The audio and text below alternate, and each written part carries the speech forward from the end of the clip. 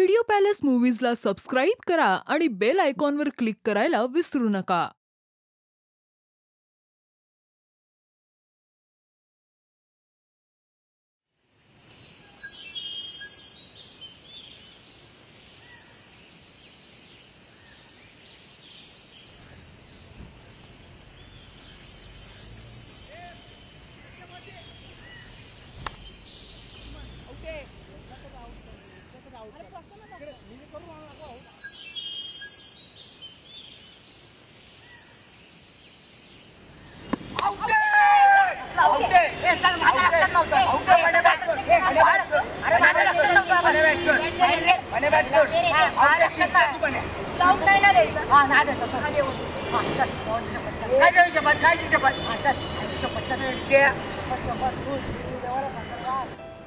शपथ आणि बालपण किती भारी होतं ना.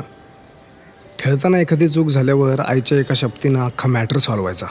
आणि आता मोठं झाल्यावर आईची शपथ खा नाही तर बापाची, कोणाला काडीचा फरक पडत नाही.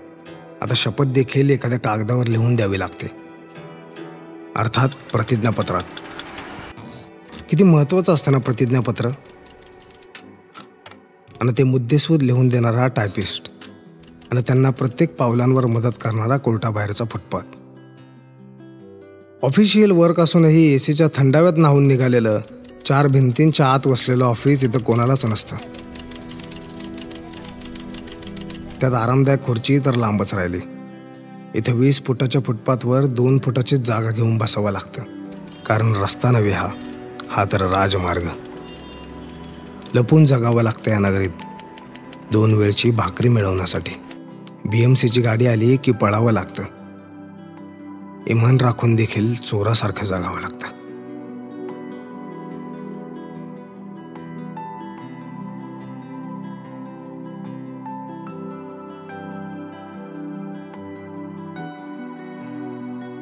इथं खूप सुखदुःख लिखाणबद्ध होत असतात. अनेकदा कित्येकांच्या संसाराची ते मांडणी करतात, तर कित्येकांच्या संसाराची मोडणी. इथे बोटांची एकमेकात शर्यत लागलेली असते. बंदुकीचा ट्रिगर दाबल्यानंतर सुसाट निघालेल्या बुलेटच्या वेगाने ते शब्द कागदावर उमटत असतात, जणू काही रणांगणातलं युद्धच. एक ना अनेक कायदे 5-10 मिनिटात हातावेगळे होत असतात. यांचे टाईपरायटर जरी गंजलेले असले ना, तरी शब्दांना कधीच गंज लागत नाही.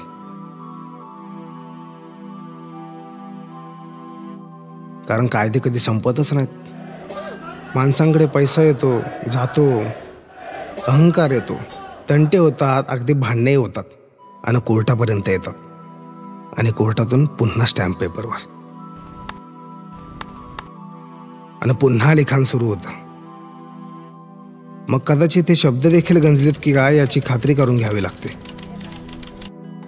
आईच्या उदरातून जन्म झाल्यापासून ते अगदी आयुष्यातील शेवटच्या क्षणापर्यंत माणसाने केलेल्या अलिखित चुका त्या आपल्या पदरात घालत असतात.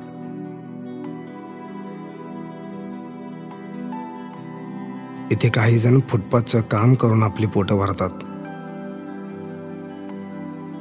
तर काही जण फुटपाथवर. या मुंबईच्या रस्त्याने अनेक लेकरांना आपल्या कुशीत सामावून घेतले. या नगरीत आलेल्या प्रत्येकाला असं वाटत असतं की माझ्या आयुष्यातील स्वप्न पूर्ण होण्याआधी माझं आयुष्य संपू नये. आणि त्या टायपिस्टला असं वाटत असतं की प्रतिज्ञापत्र लिहून होण्याआधी टाईपरायटरमधली शाईच संपू नये. फरक फक्त एवढाच असतो, तिथे धमन्यांमधून वाहणारं रक्त असतं आणि इथे टाईपरायटरमधून उमटणारी शाई, दौत.